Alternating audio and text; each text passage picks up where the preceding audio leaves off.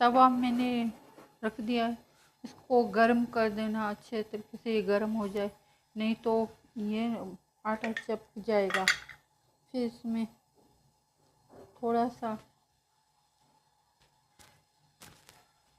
घी डालेंगे,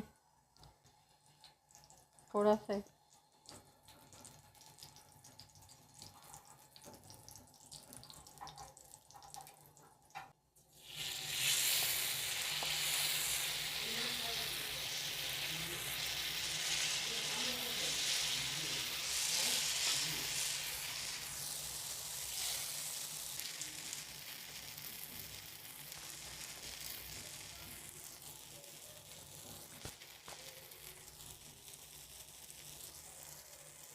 अब इसको थोड़ी देर छोड़ेंगे ताकि अच्छे से पक जाए, फिर हम उल्टेंगे।